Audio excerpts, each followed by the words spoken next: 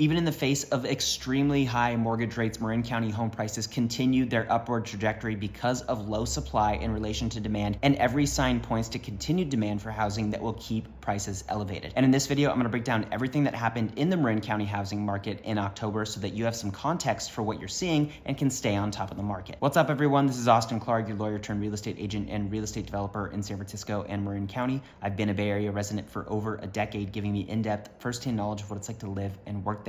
If you're thinking about relocating or want more information about the housing market, definitely reach out to me. My contact information's in the description below. I will personally answer every call, every email, every text, and I'd be more than happy to help you. And if you like videos just like this, please subscribe to my channel and don't forget to click the bell so you're alerted every single time I post a video. All right, so this video is all about what happened in the Marin County housing market last month, October 2023. And like any functioning economic market, the Marin housing market starts with a discussion of supply and demand. In October, interest rates breached the 8% level for a brief period of time, and even though we saw that, the monthly supply of inventory in Marin County actually fell. What is monthly supply? It's a way to measure the speed at which existing housing inventory is getting sold. Basically, if no new homes came to market, how long would it take to sell out of all existing homes that were available? And in October, monthly supply dropped from 2.3 months to 1.9 months. So it'll take less than 2 months to sell out of all existing inventory. For context, a neutral market is somewhere between 4 or 5 to 6 months. Seller's market below that, buyer's market above that. So this is very firmly in seller's market territory. It means there are a lot more buyers competing for the minimal amount of homes that are available on the market. Now, even though supply dropped, we actually saw homes stay on the market a little bit longer than we did in September. Homes stayed on the market for about 28 days compared to about 23 days in the month prior. This is typical, something that we see in Marin in October a lot and in a lot of other suburbs across the nation.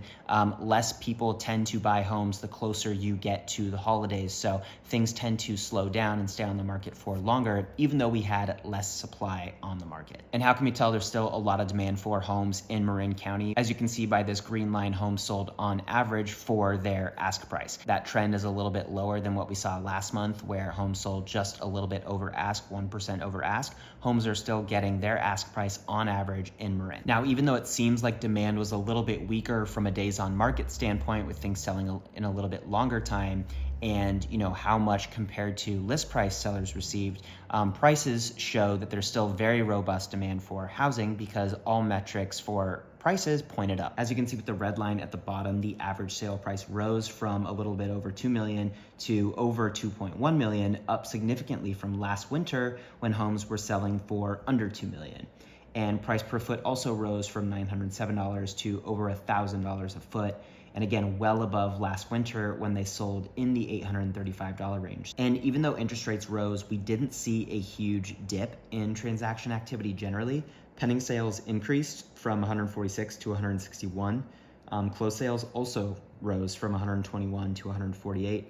And the amount of inventory actively on the market was basically flat. What is particularly noticeable here, though, is the dip in new listings.